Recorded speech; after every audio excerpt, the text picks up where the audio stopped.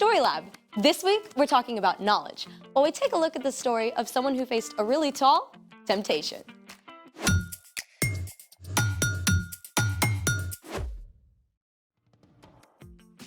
Hey, I'm Skylar. And I'm Sebastian. We're talking about knowledge, which is learning something new so you can be better at whatever you do.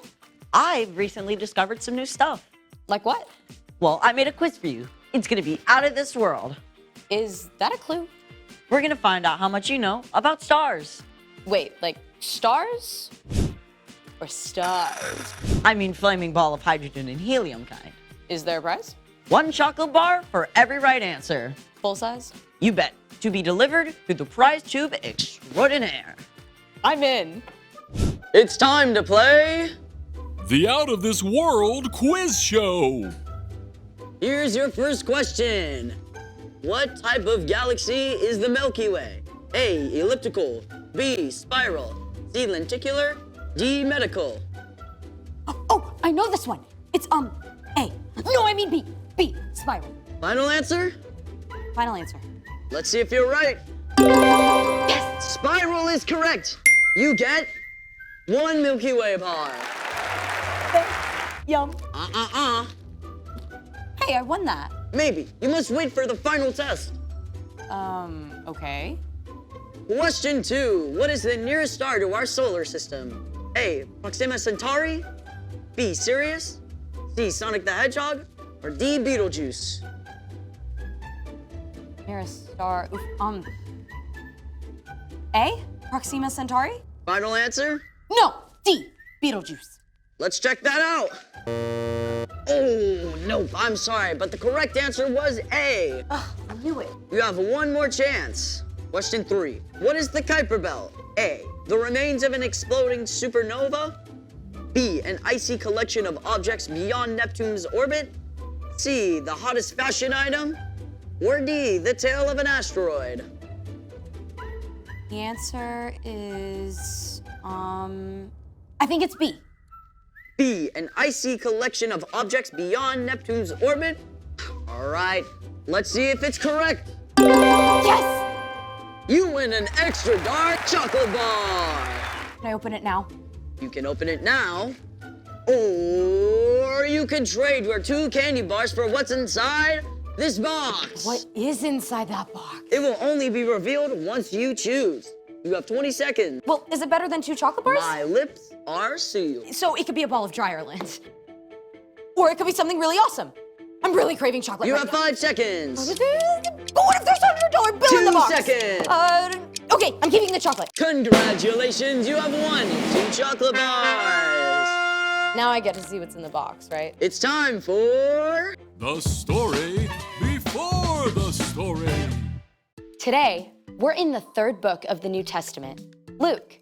But before Luke, in the very beginning, out of a deep, deep love, God made an amazing world. But when people turned away from God, the world was broken. God made a plan to bless the whole world through one group of people, the Israelites. Over hundreds of years, God spoke through prophets about the great rescuer God would send. And at last, God sent a tiny baby to be born in the small town of Bethlehem, God's very own son, Jesus. When Jesus grew up, he was baptized in the Jordan River. God spoke from heaven, "This is my son, and I love him. I'm very pleased with him." Which is where our story starts. Take it away. Hey, Erica. Hey everyone! So, Jesus was about 30 years old at this time. After years of studying God's words and quietly working as a carpenter, now Jesus was revealed to the watching crowds as God's son. It must have seemed like the perfect time for him to start teaching and doing miracles and gathering followers, but that isn't what happened. Instead, God's Spirit led Jesus away from the crowds and towns and into the desert. For 40 long days, Jesus spent time with God, preparing for what God would have him do next.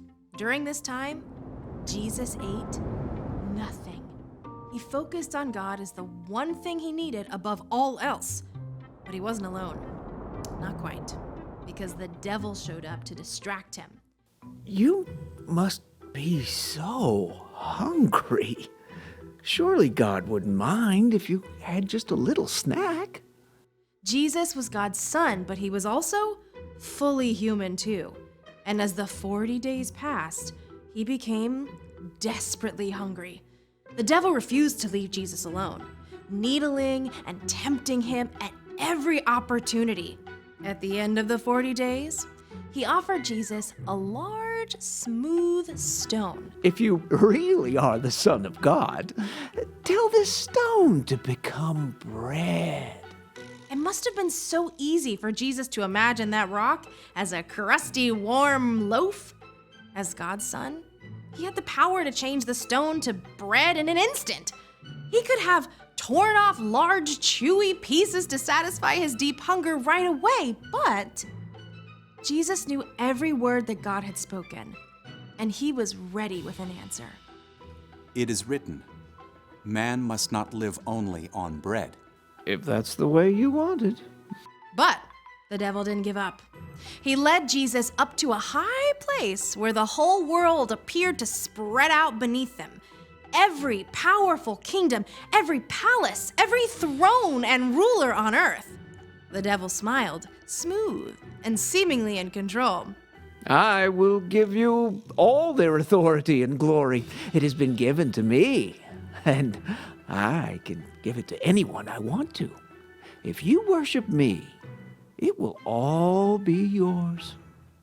Jesus knew that one day he would rule all the nations of the world. He had come as God's rescuer, but to take this easy way the devil offered would destroy God's plan.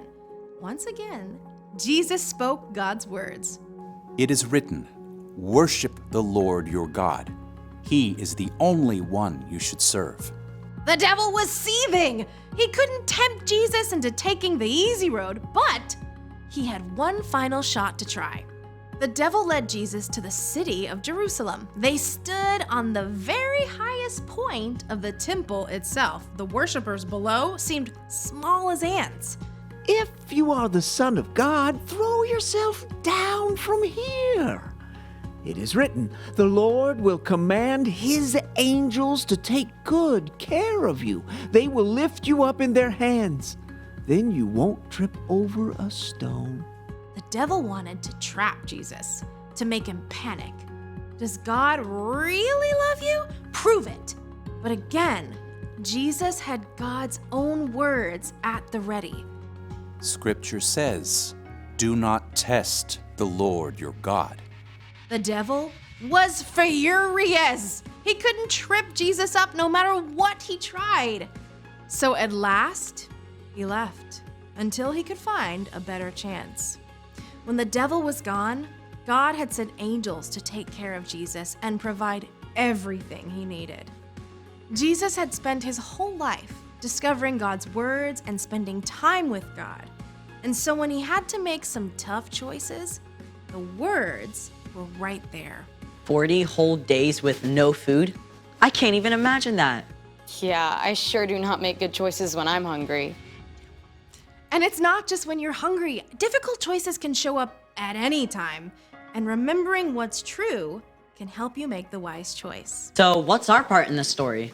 Well, before you remember what's true, you have to discover what's true. You can start by reading God's words in Scripture. And memorizing it too. And you can spend time talking with people who've been following God a while. Here are some super important truths to start with. God made you and loves you. You are so valuable that Jesus gave up his life so that you could have a relationship with God forever. God always hears you when you pray and is acting to provide what you need, even if it's not in the way you expect. And you can know the most important thing is to love God and love others. Exactly. The more those truths are rooted in your heart, the easier it is to face tough choices. Maybe you're at a friend's house and they're trying to get you to watch a show your parents specifically said you can't watch. You can remember that you are already deeply loved by God, so you don't have to do something wrong just to be liked. Or when your little sister is bugging you and you're about to snap, you can stop and remember loving others is more important. Exactly. I think y'all got it. See you next time. Bye, Erica. So here's the thing. Remembering what's true can help you make the wise choice. Now do I get to see what's inside the box? Sure. Get that away from me! It could be covered in chocolate. No!